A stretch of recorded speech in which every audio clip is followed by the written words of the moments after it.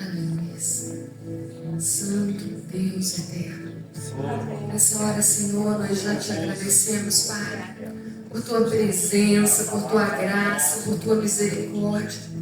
Senhor Deus, obrigada, Pai, porque o Senhor está sempre falando conosco. É verdade. E nessa hora, Deus, nós queremos te apresentar e entregar nas tuas mãos aqui teu vaso, Pai. Pai querido, obrigada, Senhor, pela vida da Cláudia, da tua filha. Senhor, obrigada por esse ministério, obrigada por esse chamado. Amém. E que nessa hora, Pai, aquilo que o Senhor certamente já segredou e já tratou, que o Senhor venha, Pai, tratar nos nossos corações. Amém. Nós estamos aqui na casa do oleiro, Pai. Aleluia. Te pedindo, Deus, faz, toca. Sim. Senhor, nós queremos ser tratados e queremos sair daqui renovados. Não queremos, Senhor, estar dentro de nós mesmos, Senhor, mas queremos estar na palma das tuas mãos. Amém. Por isso, Senhor, que os lábios da tua filha possam, Senhor, ser canal e como fonte a jorrar para a vida eterna, Senhor. Amém. Dá-nos de beber. Temos sede, Pai. Temos sede. Queremos, Senhor, ouvir tua voz. Amém. Que nada, Deus, nada possa interromper aquilo que o Senhor tem para a vida da tua igreja. Amém. Tu és o bom pastor. Amém. Fala, opera e eu te abençoo.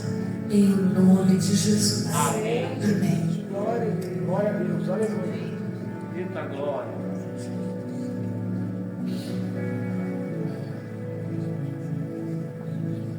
Graça e paz, amados e amadas. Amém. Como é bom estar aqui, né? Depois aí de 3 jejuns dos santos, sem poder estar, férias, depois eu tive dengue. Né? Primeira vez que eu tive dengue, que troço ruim, né, gente? Quem já teve dengue? Fiquei dengosa. E depois eu preciso sempre conciliar as minhas férias com as férias dos meus filhos, né? E aí eu tenho que esperar as férias deles. Eu tirei uma semana, né? Para dizer que eu não tive férias, eu tirei uma semana. E graças a Deus eu estou aqui e recebendo muito de Deus nesse jejum dos santos. Jejum dos santos para mim é como se fosse um desembaçador dos meus óculos.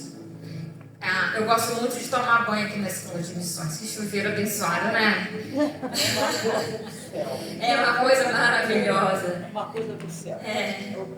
E aí eu esqueço, eu uso óculos, eu entro de óculos, daqui a pouco eu tô cega, porque é aquela fumaça, né? E aí eu falo, gente, jejum dos santos é um desembaçador dos meus óculos espirituais. Porque quantas vezes, né, a gente chega aqui e com uma percepção de coisas do nosso ministério, da nossa vida, e à medida que os irmãos vão aqui na frente dar um testemunho, à medida que o bispo ele vai conduzindo, à medida que cada palavra é ministrada, o Espírito Santo vai desembaçando, o Espírito Santo vai trazendo revelação, o Espírito Santo vai, né, mostrando. Cristo não para com o jejum dos santos, não.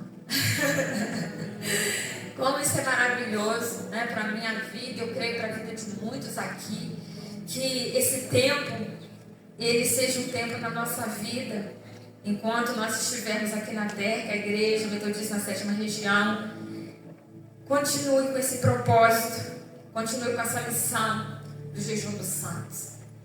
E certa vez eu li um livro, que esse livro, não pergunto o título que eu não lembro, o autor do livro ele falava que o serviço mais difícil de um pastor é orar pela sua igreja, é orar pelos fiéis lá da sua comunidade. E é verdade, porque às vezes a gente para uma reunião, a nossa vida para uma reunião administrativa, a gente tem dificuldade de parar para uma reunião de oração como essa daqui. E ontem a pastora Andréia estava falando sobre a vigília do coração tecido. E ela falou, se for para dormir, não vem não. Não fica ocupando a cadeira dormindo não. E eu falei assim, pastor André, tá enganada, vai ter gente que vai cochilar, né? A gente vai cochilar, mas a gente é despertado pelo Espírito Santo durante essa vigília. Vai ser poderosa essa vigília do coração aquecido, porque nós estaremos aqui para servir a Deus em oração por essa região, pela nossa nação, pela nossa cidade, pelo mundo inteiro. E eu já posso sentir que vai ser um grande derramar de Deus no coração aquecido regional. E nessa manhã, falar sobre esse tema, aceitando a sua missão. Eu já li esse livro outras vezes, mas quando Deus nos chama para ministrar, parece que Ele vai tratando com a gente no profundo, né? E vai colocando algumas coisas que antes a gente não conseguia perceber. E quantas vezes, né, eu tentei fugir da minha missão. Eu levei 12 anos para aceitar o meu chamado pastoral. Foram 12 anos. Correndo disso, falando, não sou eu, não é para mim, me achando inadequada e tantas outras situações. Mas chega um momento que a gente entende que Deus ele tem um chamado específico para cada um de nós, mas Deus chamou todas para uma missão, para o ministério, para o seu serviço. Todos nós, todo ser humano que Ele criou, Ele chamou para o serviço. Então nós vamos ler o texto bíblico em Efésios capítulo 2, versículo 10. São os dois versículos, né, que o autor do livro ele coloca como base desse dia 29. Ele diz: foi o próprio Deus quem nos fez, e nós que somos, e nos deu uma vida nova da parte de Cristo Jesus. Vamos ler de novo? Foi muito mal lido isso aqui. Foi o próprio Deus quem fez de nós o que somos, e nos deu uma vida nova da parte de Cristo Jesus. E muitos séculos atrás, Ele planejou que gastássemos essa vida em auxiliar aos outros. Agora, João 17,4: eu te glorifiquei na terra ao cumprir até o último detalhe tudo que me mandastes fazer. Aleluia. Pai, nós estamos em Tuas mãos, como a pastora Bernadette orou, e te pedimos, Senhor, tenha liberdade. Fala, ó Deus mesmo, conosco, em nome de Jesus. Amém. Aleluia. Então Deus, Ele nos colocou na terra. Nós estamos aqui e nós viemos de situações, de contextos familiares diferentes, de vivências diferentes, de lugares diferentes, mas Deus nos trouxe a esse mundo para que nós deixássemos esse mundo melhor, para nós contribuirmos com esse mundo. E a contribuição que Deus confiou a nós para deixarmos a esse mundo, a contribuição que Deus deixou para você, irmão, é para você. É para você, não é para mim. O ministério que Deus chamou para você realizar é para você realizar.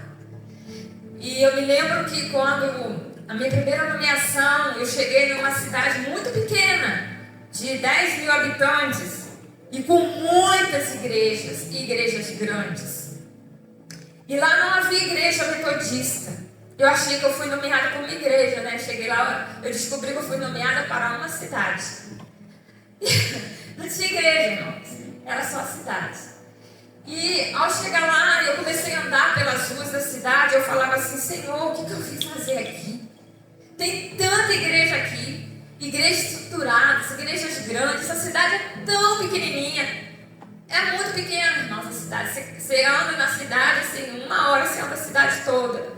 E aí eu falei: Deus, o que eu vim fazer aqui?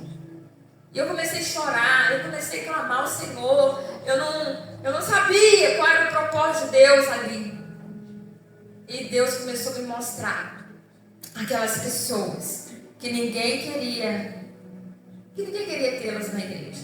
Eram pessoas em situação de rua, eram pessoas envolvidas totalmente nas drogas. E um dia eu andando pela cidade, Deus falou assim: olha aí para aquela praça, você veio aqui por causa dessas vidas que estão ali. E na cidade do interior, como muitos de nós vivemos, há uma prática que muitos homens, 5 horas da manhã, eles acordam, vão para a praça com 1 litro de cachaça, e o café da manhã deles é tomar aquele litrão de cachaça, né? E eles ficam ali. Então Deus começou a me mostrar, né, a minha contribuição que eu tinha que fazer naquela cidade. Então Deus te chamou, e Deus me chamou, não para nós usufruirmos dessa vida igual o mundo hoje prega. Nós temos que viver e ser feliz. Você nasceu para ser feliz, você nasceu para usufruir o máximo dessa vida, você nasceu, né, para consumir, conquistar. Não, Deus, Ele nos trouxe esse mundo, não só para nós. Eu sempre falo com a igreja: olha, vocês não existem só para pagar a conta no final do mês. Vocês não existem só para nascer, crescer, construir uma família, morrer e acabou. Não. Deus, Ele nos chamou para deixar a nossa marca na terra.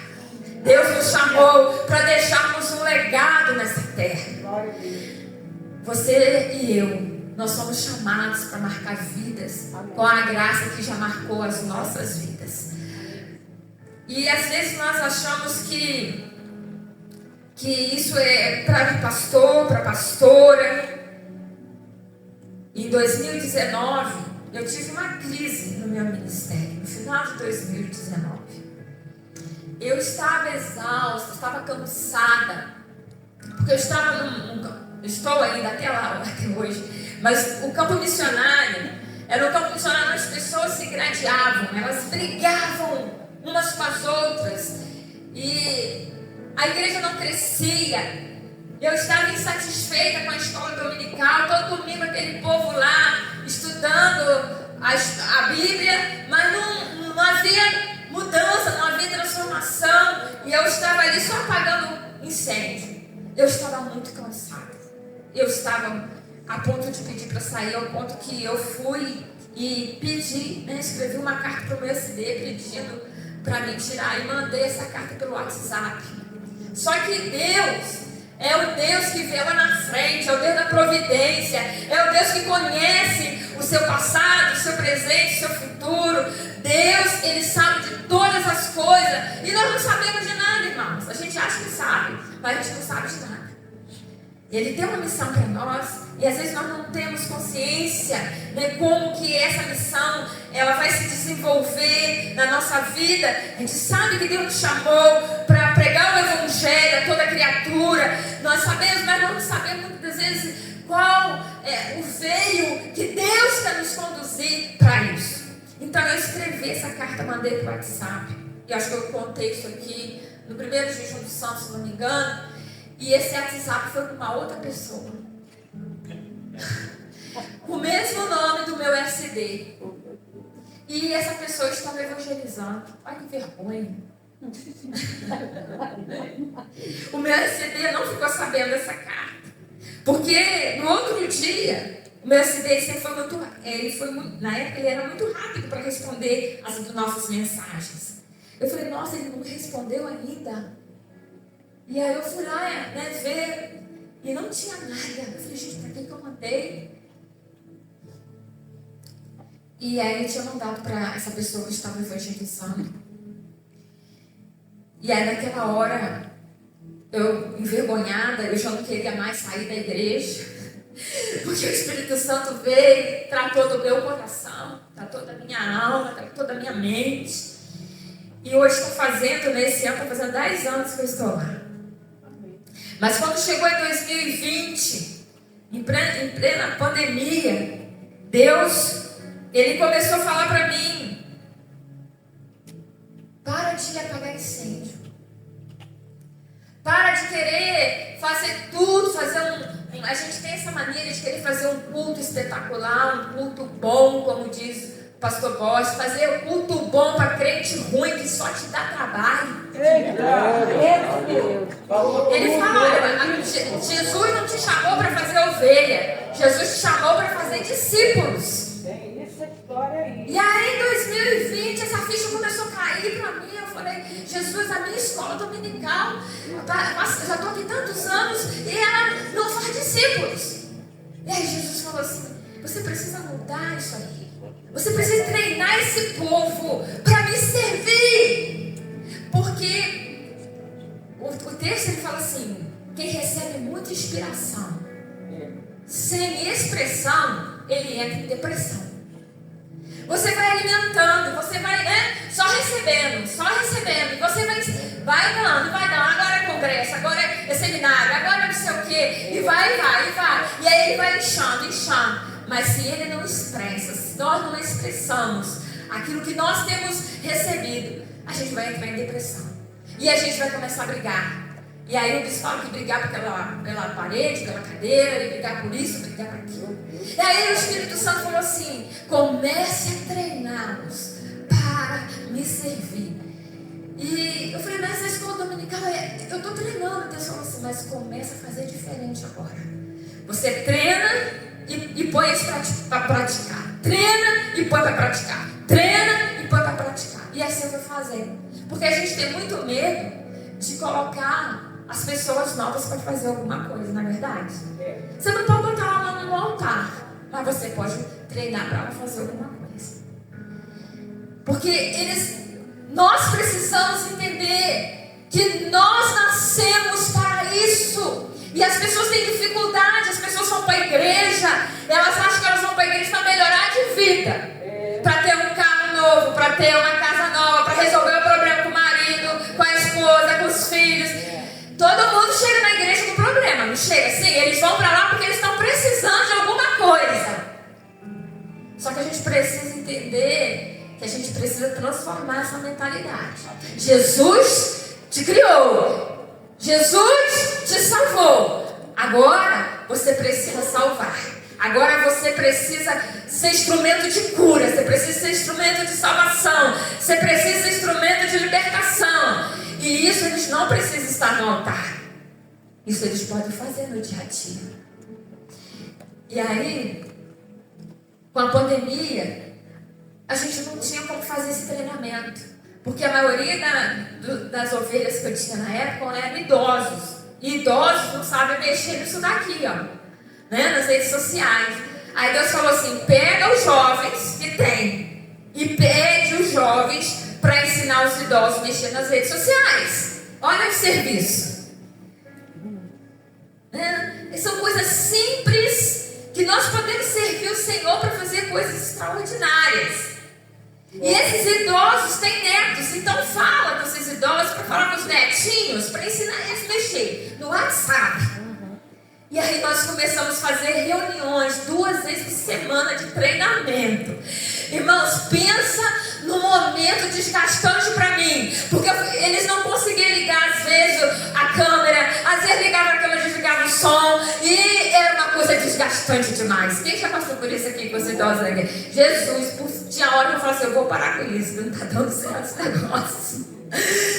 Mas nós não podemos desistir. Nós temos que servir o Senhor com todo o nosso coração, com toda a nossa força, até a última gota, e vamos lá. E às vezes eles me falam, pastor, eu vou parar, não estou conseguindo. Eles sentiam vergonha. Eu falei, não. Tinha gente que tinha vergonha de aparecer na câmera, né? Problema de imagem, né? De não se aceitar. Assistia tudo com a câmerazinha fechada. E hoje eles abrem as câmeras tranquilos, felizes, né? Eu ainda continuo fazendo reuniões assim.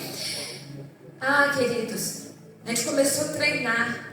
E quando nós abrimos as células online, nós tivemos células de jovens. Mas sabe qual foi a célula mais frutífera? Dos idosos, dos aposentados. Porque eles entenderam que mesmo aposentados, mesmo dentro de casa sem poder sair, eles podiam servir ao Senhor. Amém. Todos nós temos algo para contribuir. Eu tive muitas pessoas, jovens, que começaram a se desanimar durante a pandemia, começaram a se esfriar. E nós formamos células com esses idosos, pessoas que estavam mais alicerçadas, mais mais firme na igreja, aqueles, né, que a gente fala crente roxo, aquele fiel, eles foram fazendo céus de crente, mas era de crente que precisava ser alicerçado e aprender a servir o Senhor. E uma senhora, ela chegou para mim e falou: pastor, eu estou muito triste, a minha célula só tem crente. Eu falei assim: meu filho, mas está tudo precisando ser discipulado, tudo precisando aprender a servir o Senhor. Eles não entenderam que eles nasceram e que eles foram salvos para servir a Deus. E a senhora está lá para isso, para ensiná-los que eles estão aqui neste mundo para deixar uma marca. Eles estão aqui nesse mundo para fazer diferença, para não ser um mais um no meio dessa massa. Olha o que diz a palavra do Senhor em 2 Timóteo capítulo 1, versículo 9. Foi Ele que nos salvou. E Ele nos escolheu para o seu santo trabalho, não porque merecêssemos, mas porque esse era o seu plano. Aí quando esse capítulo 29 caiu para mim, eu falei: Senhor, vou falar isso para o pastor. Os pastores estão cansados de saber disso. Aí Deus falou assim: fala para eles não esquecer. Escuta aqui que Deus falou para mim, com toda humildade, porque Deus fala isso comigo todo dia, porque eu também esqueço. Pedro, ele escreve as suas epístolas e fala assim: gente, eu não estou falando isso porque vocês não sabem. Eu só estou lembrando vocês, porque nós esquecemos com muita facilidade. Então Deus falava assim comigo quando eu estava estudando: fala para eles se acalmar. Fala com eles que o papel deles é treinar para os fiéis para me servir. Não fique preocupado.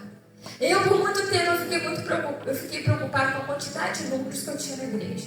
Porque eu cheguei numa igreja que tinha 23 pessoas, dividido em 3 grupos. Tinha o grupo do pastor A, pastor B e pastor C, que eram os 3 pastores que tinham passado por lá. E eles se degradavam. E a igreja não crescia, porque todo mundo que chegava ali via aquela confusão, ninguém queria ficar naquele lugar. E a minha preocupação era fazer aquela igreja crescer, mas como uma igreja ia crescer, uma igreja totalmente dividida, doente. E uma igreja doente não cresce. Ela cresce, mas cresce doente e daqui a pouco decresce. E aí fica naquele vai e vem, né? Naquele vai e vem. Deus falou assim: ensina eles, ensina, cura, e não se preocupa com números. Que às vezes nós estamos preocupados com números. Mas tem aquelas vidas lá, coitadinhas, que estão doentes e que precisam de aprender que eles nasceram para isso, que eles foram salvos para isso. Já pensou se cada membro da nossa igreja entendesse isso? Nós ia bater essa meta que Deus deu o sonho para o bispo, como o bispo Roberto falou lá no monte ontem. De 1 milhão de discípulos, rapidinho. Tem crente que está lá 10 anos na igreja. 10 anos na igreja. E que ainda não ganhou uma vida para Jesus. Uma vida para Jesus. Tem gente que tem 20 anos, mas 10 anos já é o suficiente para que eles estejam fazendo discípulos que fazem outros discípulos. 10 anos já é suficiente para ser, né, aquele que cuida de um grupo que vai estar cuidando de outros grupos. Mas aí, a culpa, queridos, muitas das vezes a gente põe a culpa na igreja, mas muitas vezes a culpa é nossa. Porque a gente não ensina eles a servirem. E muitas das vezes, você vai ter que ensinar assim: 2 mais 2 são 4, 1 mais 1 são 2. Quando eu cheguei nessa igreja, a igreja era vista, ela estava no centro, estava numa área meia de pessoas elitizadas, mas era de um povo muito humilde. Então, ao redor da igreja, era cheio de copo descartável no chão, papel de bala no chão, e a igreja era conhecida como a igreja de porta. Assim. Eu creio que os pastores que passaram por lá devem ter lutado muito por isso, para ajudá-los. Não estou falando dos pastores. E eu vi aquilo, e eu ficava tão irritada. E eu, sabe o que eu fazia? eu chegava e eu pegava a vassoura e começava a ensinar eles. Porque um jogava pro outro. A igreja, campo missionário, não tem condições de pagar um faxineiro, né? Um zelador. É um ajudando o outro. E eles ficavam assim, não, eu não posso, porque eu tô cansado, o outro não podia. Eu ia lá. Quem já passou por isso, né? Eu ia lá e ia fazer. E aquilo começou a constrangê-los. Não, pastora, me dá a vassoura aqui. A senhora não vai varrer, não. Não, pastora, a senhora não vai limpar as cadeiras, não. Me dá isso aqui. O nosso exemplo de serviço fala mais do que as nossas palavras. Então nós temos que ensinar fazendo. Amém. Deus poderoso. Teve uma época que a cantina lá bombava, porque nós estamos, né? É um galpão que foi construído, nós não temos sala de escola dominical, nós não temos banheiro, nós não temos, né? É só aquela estrutura enorme lá, que é bonita, mas só tem aquela estrutura. E aí eu falei assim, gente, nós vamos fazer cantina, nós vamos fazer festival, nós precisamos pintar a igreja. Imagina uma igreja numa área nobre da cidade, e eu chegava, eu via aquela parede toda descascada. Gente, teve um dia que eu cheguei e comecei a chorar. A gente não tinha dinheiro para pintar a igreja.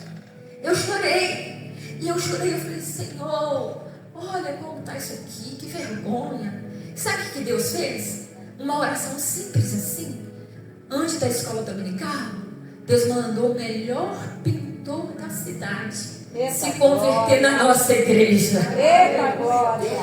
É desse jeito. Eu nunca pedi aquele homem para pintar a igreja. Glória a Deus. Ele só falava assim, pastora, o que a senhora acha dessa cor? Olha essa cor para a igreja. Quando eu chegava lá, a igreja estava pintada. Glória. Nunca pedimos. Ele providenciava tudo. Deus poderoso. Assim que Deus faz. Assim como Deus faz. A oração. Aleluia. A oração. Glória A a Deus. entrega. Aleluia. Nos entregar mesmo para servir o Senhor sem Aleluia. reserva. Porque às vezes nós entregamos o Senhor com reserva. Ou às vezes nós servimos o Senhor com medo, ou com culpa, ou com obrigação. O bispo me mandou para cá, para esse lugar. Esse lugar horrível. Esse lugar que não tem nada. Esse lugar sujo. Não, Senhor, obrigado. Porque aqui tem muito trabalho para me fazer. Aqui tem muito serviço, Senhor. E aqui o seu nome vai ser glorificado através do serviço dessa comunidade. Então me mostra o que eu preciso fazer para que todos caminhem comigo nessa causa. E o apóstolo Paulo, capítulo 12 de Romanos, ele fala assim, ó, por essa causa, por grande misericórdia divina, peço a vocês que ofereçam completamente a Deus como sacrifício vivo, dedicado ao seu serviço. É pela grande misericórdia de Deus que Ele nos chamou para o serviço dele. Isso não é desonra, né? Seja o que for que Deus te chamou para fazer, e nós precisamos estar fazendo de todo o nosso coração, colocando toda a nossa força, todo o nosso empenho. Deus fez isso ainda por misericórdia, porque nós não merecíamos fazer a obra dele, porque a obra dele é santa, a obra dele é perfeita, a obra dele é excelente, é maravilhosa, que até os anjos gostariam de fazer. Mas Deus falou assim, não, eu não vou dar para vocês fazerem, eu vou dar para eles, homens e mulheres imperfeitos, eles vão fazer o meu serviço. Amém. Gente, fazer o serviço do céu. A gente está com o pé na lama e fazendo o serviço do céu. Isso é uma honra. Não tem serviço melhor e mais extraordinário, mais excelente, maior do que esse, do que o nós somos chamados para fazer, que é servir a Deus. Olha. Então nada que façamos é pesado. Aleluia. Ainda que às vezes nós sentimos cansados, porque a nossa carne cansa, né? Cansa. Nós somos carne também, nós temos um corpo. E é por isso que nós temos que descansar. Porque se a gente não descansa, a gente vai fazendo o trabalho do Senhor de forma relaxada. Porque estamos cansados. E eu, quando estou cansada, a igreja já sabe. Eu falo assim, Jesus, eu vou pregar hoje, eu estou tão cansada. me dá graça. Aí eu começo a trocar os nomes das pessoas. Quem já fez isso? Pastora Thelma, né? Eu começo a trocar. Jacob e Isaac. Maria vira Marta. Eu começo a trocar porque eu estou cansada. E eu sei que eu tenho que parar. Eu tenho que parar e falar, não, agora o meu trabalho é descansar. O meu trabalho é descansar em Deus, é na oração. E aí eu tenho que parar tudo, ir com o meu secreto, falar e ficar lá com Deus. Aleluia. Muitos pastores ficam doentes. Eu fiquei em 2010, fiquei muito doente. Porque o serviço ele vai desgastando. Porque a gente não para ver o que Deus está querendo que a gente faça. A gente vai fazendo tudo. Eu varri a igreja, mas hoje eu não varro mais não. Porque hoje eu ensinei pessoas, elas estão naquele posto ali específico para varrer. Deus falou para mim, para de querer ganhar todo mundo, porque você não vai conseguir. Você ensine eles a fazer discípulos. Isso é um processo doloroso, porque demora, não é rápido. É devagar, é com paciência, é com oração, é servir o Senhor naquilo que Ele te chamou para servir. Hoje lá na igreja a gente faz festa, mas houve um ano que Deus falou assim, não façam festa, porque a igreja só queria festa. Era festa disso, festa daquilo outro. Eita canseira desgramada. E no final, a igreja enchia de gente. Nossa, que coisa linda. Ficava todo bobo, né? A igreja cheia. Aí no outro culto, 23. Os 23 são. Que ilusão. Né? Hoje a gente faz.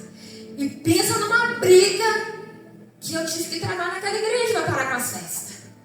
Mas Deus é um Deus de misericórdia. Eu me lembro que eu fiz uma festa, eu convidei os pastores que passaram por lá, eles levaram o ônibus, e nós fizemos na rua, porque não coube tanta gente, e aquela festa linda, e eu lá em cima no palanque com os pastores, tudo muito lindo, foi tudo perfeito. E de repente Deus mandou um vento, pensa um vento. E foi barraca para tudo quanto é lado, os enfeites, e a chuva caindo, o povo correndo, e foi uma loucura. E o Espírito Santo falou assim, eu não mandei você fazer isso. A gente tem que estar sensível, até para servir o Senhor, aquilo que Ele está mandando a gente fazer. Porque a gente acaba fazendo coisas que Ele não mandou a gente fazer. E aí a gente acha que a igreja que é ruim. Mas não, ovelha em todo lugar, irmão. Estava sumindo refrigerante da cantina lá, quando sobrava, eu botava lá na geladeira. E estava sumindo, né? E eu falei, será que é só aqui que acontece isso?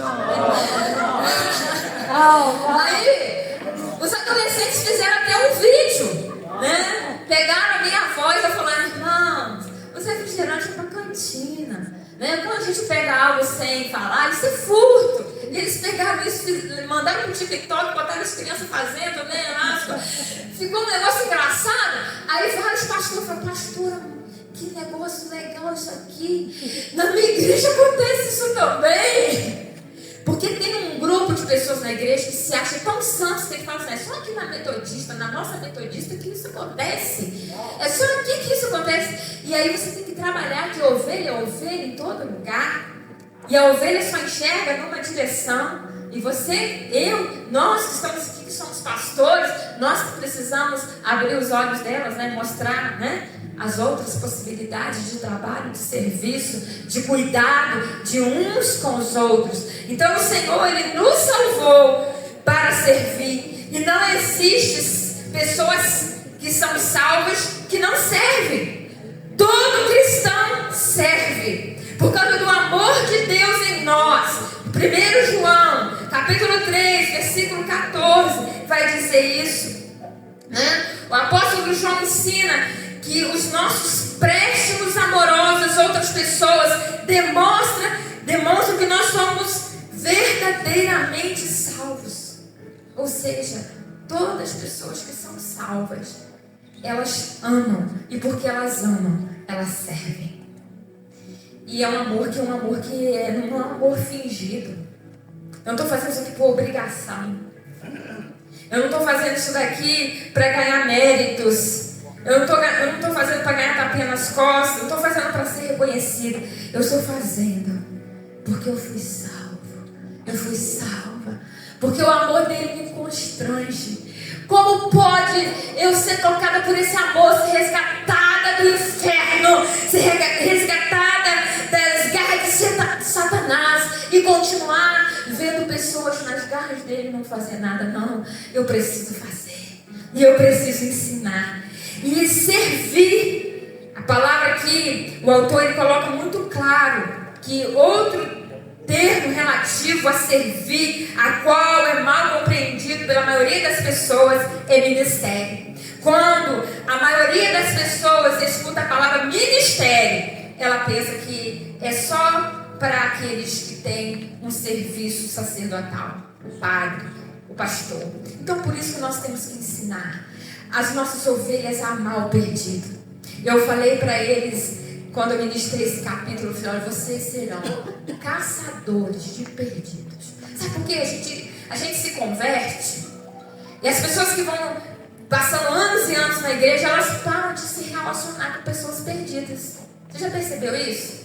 Elas não têm mais amigos do mundo. E aí, se elas não têm mais amigos do mundo, elas têm dificuldade de relacionar com essas pessoas. E nós ganhamos vida através do relacionamento. Já foi feita uma pesquisa. Ou através de um parente, maior índice de conversão, ou através de um amigo. Pregação de pastor, uma conferência, né? Outras coisas. Isso é um índice muito pequeno. Mas é o relacionamento que nós vamos ensinando o caminho da salvação. Então eu falei para eles assim: a partir de hoje, vocês serão caçadores de perdidos. Tem lá os caça-fantasmas, vocês vão ser caçadores de perdidos. Aleluia. Você começa a se conectar. Caçadores de quê? De perdidos. É isso aí. E aí, os mais novos, eles entendem mais rápido, né? Os mais novos, não estou falando de idade, não. Os mais novos na fé, que está no primeiro amor. Tem um homem lá, que ele chama Lucinel. Ele mora numa ilha. E o pai dele era matador profissional.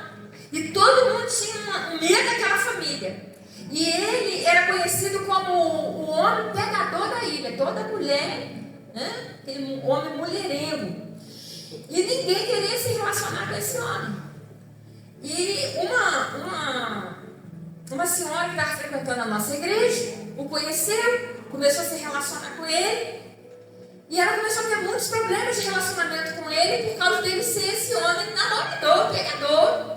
E um dia ela chegou na igreja chorando e falando: pastor, eu vou desistir do meu casamento. Eu falei: irmã, não desiste, não vou, porque olha aqui as mensagens que eu peguei no celular.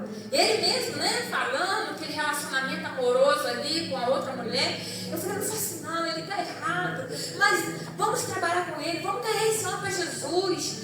E a gente começou a trabalhar com esse homem, 2 anos que nós trabalhando com ele. Teve um dia que ele chegou em casa e começou a quebrar tudo dentro de casa.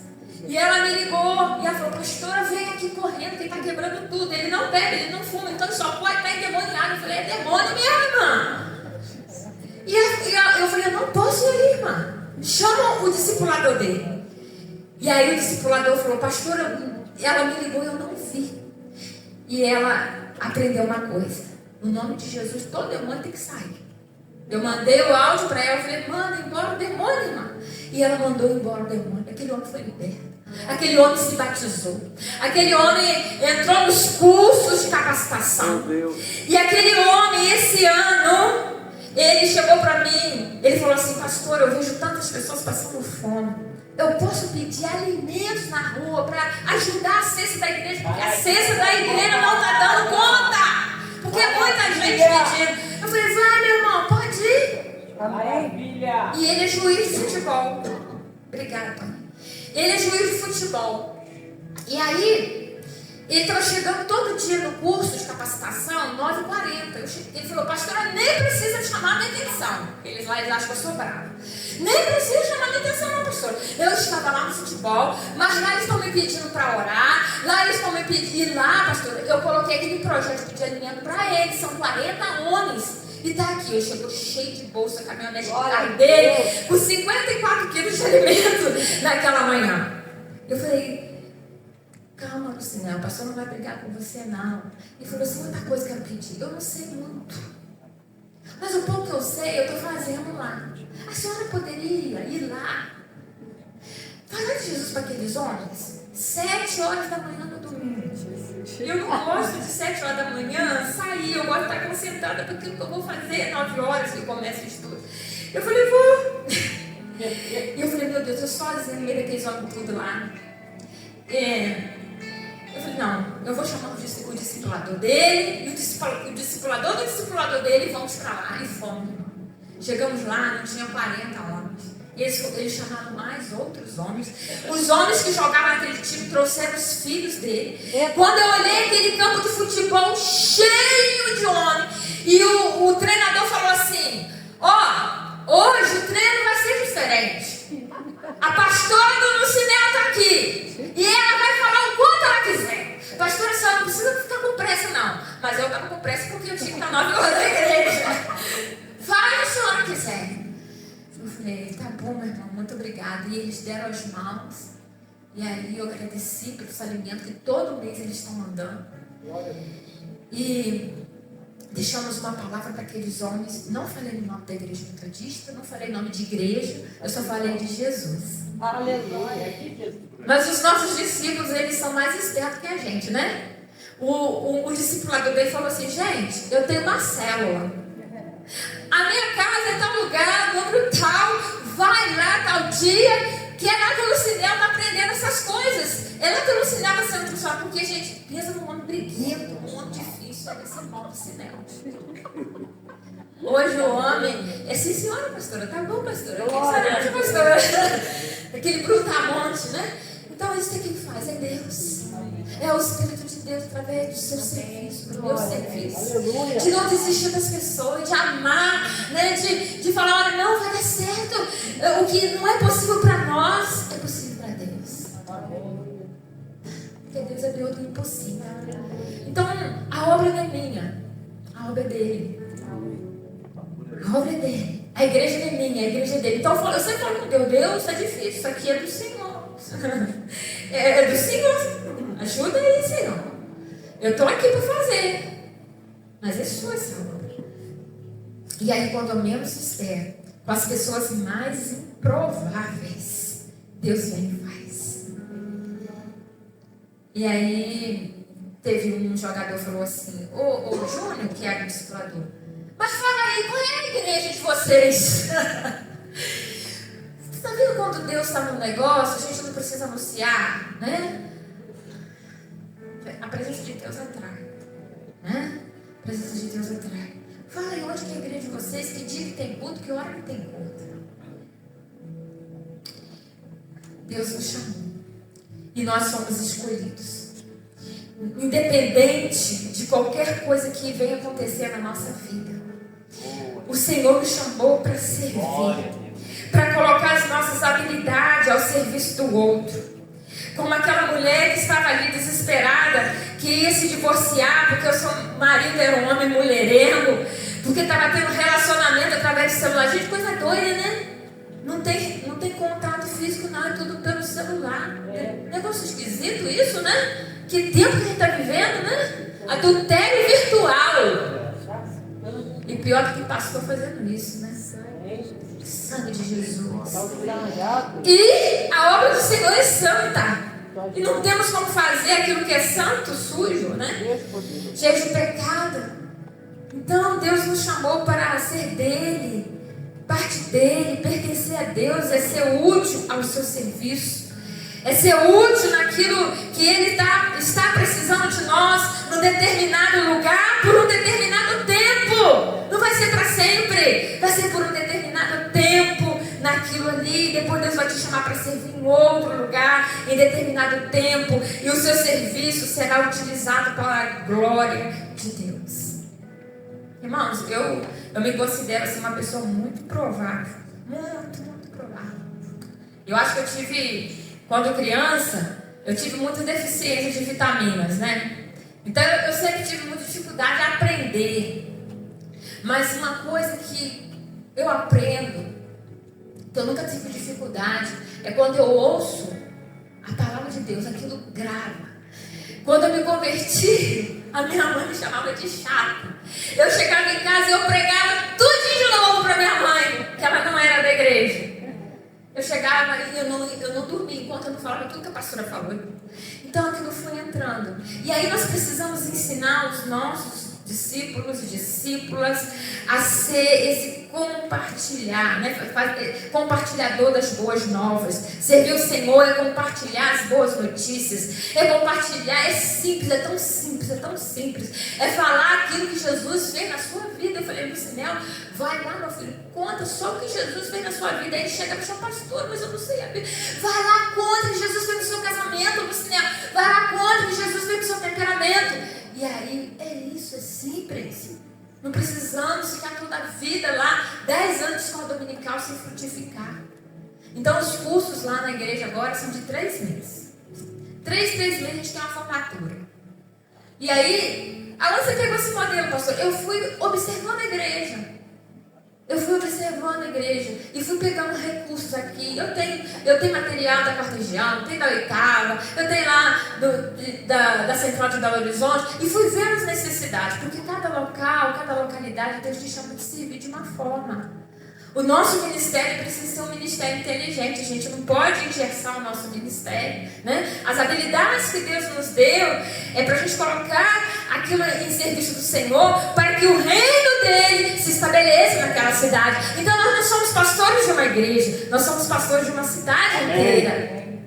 Aquela cidade é nossa, para a glória de Deus, do Senhor Jesus. A gente fala assim, não, nós vamos ganhar isso aqui. E o jejum dos santos, ele tem me ensinado muito, porque quando o bispo fala assim, vamos orar lá pela sua cidade. E aí nós oramos pela nossa cidade. Irmãos, a minha cidade, onde eu estou, estava mergulhada na corrupção. E aí, Deus ele vai dando sinais, e muitas vezes a gente não entende os sinais que Deus dá. E eu falei, bispo, os peixes do rio estão morrendo. E não tem contaminação.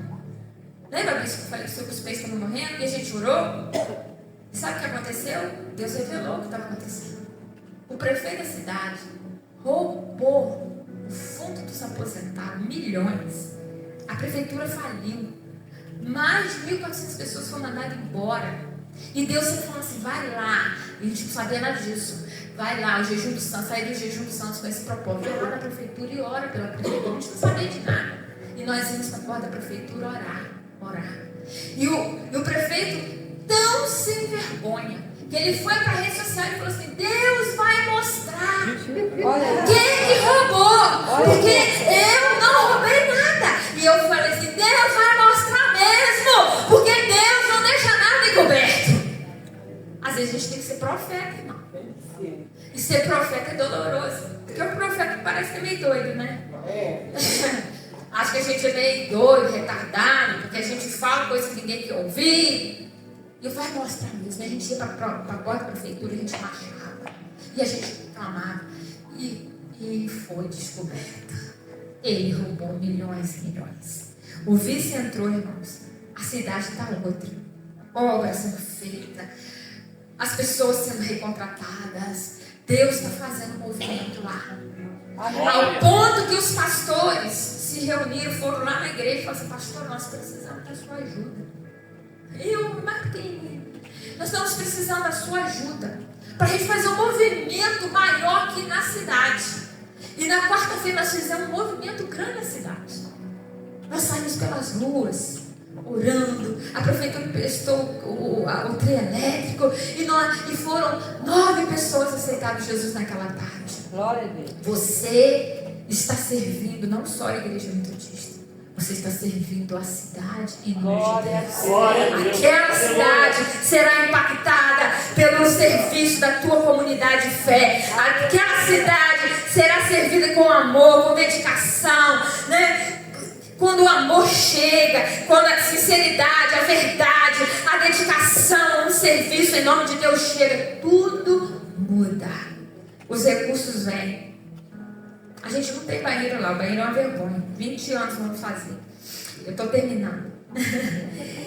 E aí, nós, esse ano, sem dinheiro nenhum em caixa, orando. Uma irmãzinha falou assim: pastora, eu estava ali na oração, nós temos oração todos os dias na igreja, só não tem um sábado.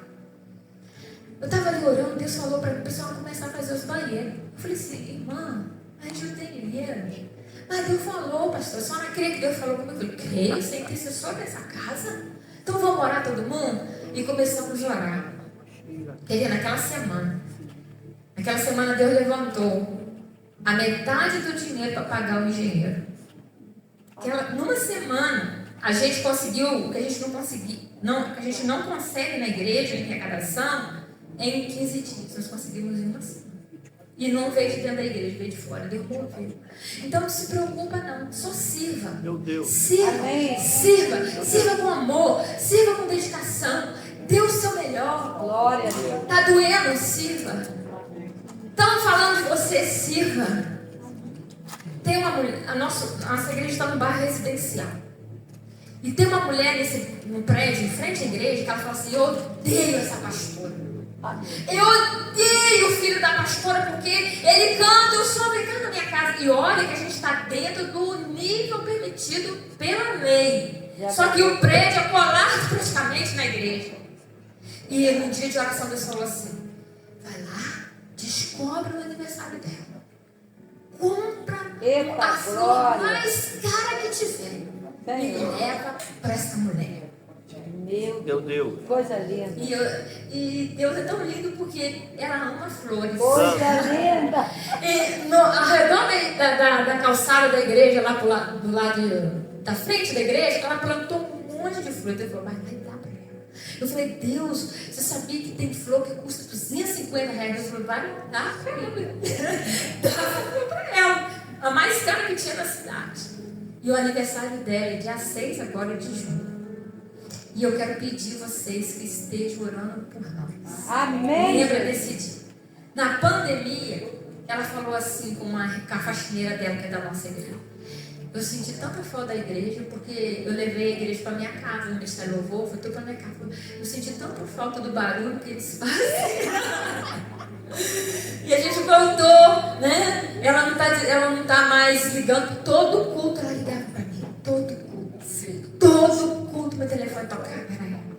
Quando me mandava mensagem de desaforo, parou, irmão. Todo culto era a polícia na igreja. A polícia chegava, entrava, olhava e falava: não tá tão barulho assim. A polícia ia embora. Hoje a polícia não vai mais. E essa mulher, ela tem uma loja de material de construção. Aonde que eu estou comprando as coisas? Na loja dela. Eita, aí quando eu chego lá, ela fica tão sem graça. Nem que seja mais caro comprar. E eu falo: Deus, a gente vai servir essa mulher e nós vamos ganhar para Jesus. Então aquela pessoa lá na sua igreja, na sua comunidade, que te dá trabalho, sabe? Aquele que faz você chorar. Quantas vezes, gente, eu já cheguei em casa no sofá, sentar e chorar. Só chorar. Deus falou assim: vai lá, chamei para almoçar com você. Inimigo bom não é inimigo longe não, né? É pertinho, você cuida dele, daqui a pouco ele se torna seu inimigo. Às vezes ele é seu inimigo por inveja, às vezes ele é seu inimigo porque ele não aprendeu, ele só aprendeu sendo daquele jeito. E aí você vai ensinando ele a servir o Senhor em amor. É verdade. E tudo que às vezes a gente quer ficar longe, né? Que tá arrepiando, gente. É verdade. Então, maturidade é para o ministério. Jesus ensinou que a maturidade espiritual jamais será um fim em nós mesmos. Mas à medida que nós crescemos para doar. Nós crescemos para dar. Lá na igreja tem umas pessoas que estão ficando meio riquinhas, sabe? Está tendo dinheiro. Está com um salário bem bom. Eu falo assim: você acha que Deus está te dando esse dinheiro aí para você comprar sítio, casa na praia, mudar de carrão? Também você pode ter essas coisas, mas Deus está te dando isso tudo aí para você investir. Aí ele começou a dar 5 cestas básicas por mês. Deus te deu isso para você investir. A mulher dele ficava doente, estava gastando R$7.000 só por uma injeção. Eu falei: irmão, olha, tem negócio errado. Porque tem doença que Deus permite para nos ensinar alguma coisa. Nem tudo é do diabo. Tem coisa que é física, mas tem coisa que o próprio Deus deixa lá para nos ensinar. E depois que ele passou a doar, depois que ele começou a ser mais abençoador, a esposa dele está lá, litro de céu, frutífero, não tem nada. E a médica falou para ela, olha, você vai ter que tomar remédio para o resto da vida. Nós chamamos a igreja, nós fizemos 40 dias de jejum por aquela mulher. E aquela mulher está curada para uma glória do Senhor. Ela estava com uma lesão enorme no rim. E a mulher está curada para a glória de Deus. Então, querido Deus, Ele vai nos chamando para servir de várias formas. E Ele vai nos dando maturidade. E à medida que nós vamos amadurecendo, nós vamos entendendo, né, que nós precisamos cada vez doar e doar e doar mais do nosso tempo, das nossas habilidades. E aqui Ele coloca uma expressão, né? Ele vai falar do Mar da Galileia e do Mar Morto. O Mar da Galileia, quem já foi lá onde eu vou, ele é cheio de vida, porque ele sempre doa. Mas o Mar Morto não tem vida, porque ele só retém. Só retém, só retém. É só para a minha igreja, é só para o meu ministério. Às vezes tem uma igreja lá, né, pertinho da gente, necessitada. A gente não tem coragem de ofertar aquela igreja. Não temos coragem. E depois a gente fala que é conexional, né? Enquanto tem gente que tem talher de prata na sua igreja, tem gente que não tem nem talher de plástico. E a gente poderia ter um de inox para dar um de inox também para o outro lá dentro. Então nós precisamos aprender a doar para o outro, ajudar o outro pastor. Sabe aquilo que dá certo na sua igreja? Que às vezes você não vai fazer igual na sua, mas que você pode compartilhar para o irmão, para o pastor, para o pastor falar, olha, eu fiz isso lá na minha igreja e deu certo. Faz também. Olha, eu tenho esse material aqui, eu tenho esse livro aqui que eu li. Às vezes tem pastor que não tem condições de comprar um livro, irmão. Tem. E você fala, irmão, eu li esse livro e esse livro deu certo. Tem um pastor lá que todo mundo fala assim, esse daí, coitado. Esse daí. E aí eu comecei a passar material para ele. Falei, filho, lê isso aqui, faz isso aqui. Faz isso aqui, lê isso aqui, faz isso aqui. E pastor, eu posso fazer do jeito que Deus pode, mas toma isso aqui. Queridos, nós estamos no mês 5. Ele já dobrou a arrecadação dele em 5 meses. Então, 5 meses essa igreja. Porque às vezes está faltando a gente ajudar ele a servir. Porque nós somos ajudadores uns dos outros. Né? Não servir só para nós, não pensar só em nós, mas querer que a bênção seja do outro também. Quando nós amadurecemos, nós não procuramos só, né, para nós. E também nós não ficamos parados por causa das estagnações da nossa vida, por nessas questões pessoais, achar que nós não somos capazes de fazer. Eu vou terminar, quero falar aqui sobre a sogra de Pedro. A palavra de Deus diz que, eu gosto de ler essa passagem, não aqui que o autor colocou, o autor colocou em Mateus, mas eu gosto de ler em Lucas. Eu acho a tradução de Lucas mais detalhada. Obrigada. Lucas 4:38. Eu vou pedir um homem, por favor, leia para mim. Lucas 4:38. E o 39. Quem poderia ler? Por favor.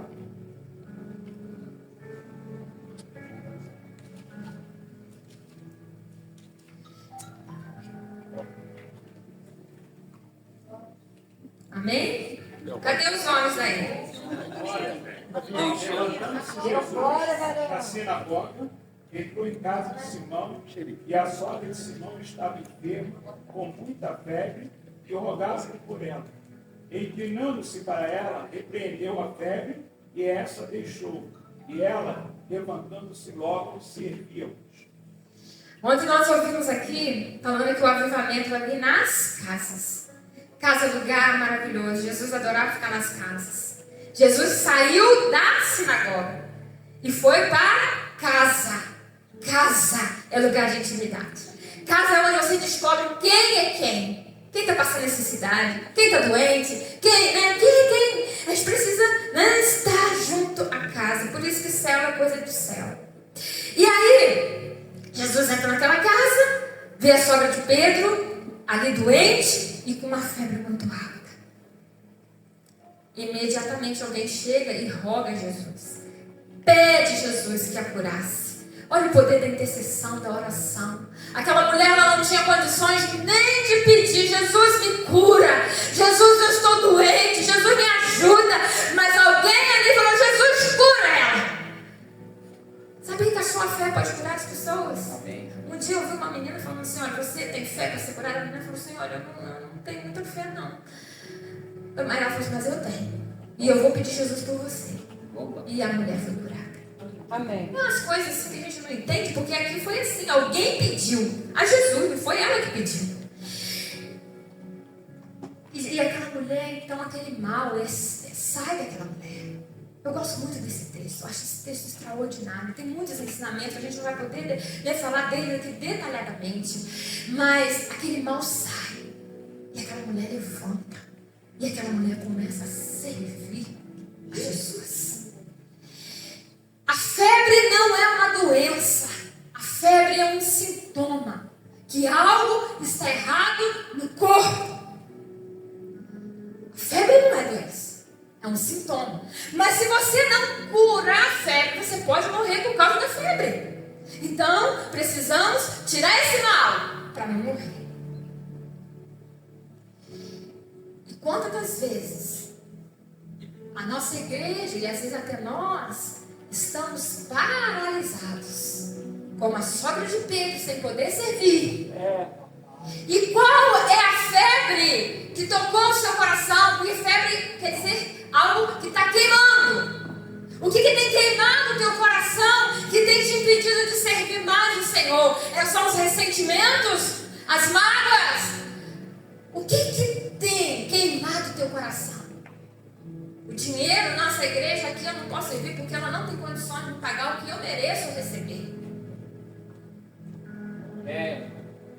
O que tem queimado o teu coração? O medo? A culpa? A indiferença? O que paralisa muitas das vezes o seu serviço? Quantas vezes, né, nós como pastores, nós somos seres que temos sensibilidades, né? E que às vezes a gente ouve alguma coisa e fala assim: esse aqui eu não vou fazer mais, vou deixar para lá esse aqui. Tem uma irmã que fala: pastor, esse aqui eu vou deixar para frente. Não deixe. Quanto Deus falar, continue investindo, continue orando, continue ensinando. Que paralisou? Projetos que você tem. Deus falou comigo nessa manhã. Deus chamou e Deus colocou projetos em suas mãos. E esses projetos estão guardados. Talvez por sentir, né, que não é capaz de fazer, talvez porque acha que é grande demais, você não vai conseguir, por causa de coisas que você ouviu e você paralisou projetos. Deixa o Espírito Santo queimar o teu coração e volta a servir o Senhor nesse projeto que Ele colocou. Eu não vou fazer mais discipulado não na minha igreja. Já ouvi muitas pessoas falando isso. Não vou não, porque isso divide igreja. Tem gente saindo até da denominação por causa de célula. Não, porque fez errado, irmão. Porque serviu errado. Célula, discipulado, dá certo. Eu estou falando do serviço através desse viés, porque foi o que Deus me chamou a atenção. Nós precisamos treinar o nosso povo para ir para as casas. Nós precisamos treinar o nosso povo para ir para a rua. A vontade que eu tenho todos os cultos não é fazer culto dentro da igreja. Já falei com eles. Gente, a vontade de ir fazer culto todo domingo na rua. Porque na rua está cheio de gente. E na igreja dá 5 visitantes, 6 visitantes, no máximo 15 visitantes. E lá a gente vai pegar um monte de gente. E quando eu chego aqui, o bispo fala de culto na próxima. Eu falei: Jesus, o Senhor está falando na terra. É isso que o Senhor está querendo que a gente faça. É lá. É ir aonde o povo está. Está onde eles estão. Esteja onde eles estão. Aleluia. Nós precisamos ir lá, porque tem gente que não quer entrar na nossa igreja. Eu falei: eu ir lá? Para eles pegar meu dinheiro? Sim.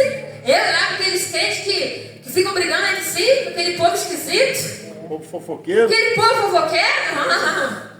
Mas quando a gente vai para a rua, há uma unção ali de amor, né? Que vai descendo sobre os nossos corações, sobre os perdidos. E a igreja começa a aprender a amar. E a gente, crente que não trabalha, dá trabalho. Eita. Crente que não trabalha, dá muito trabalho. Então a gente tem que deixar eles trabalhar, mas a gente tem que treinar eles para trabalhar da forma certa. Isso aí. E eu vou terminar. Eu vou terminar. Desculpa que eu gosto de falar, gente.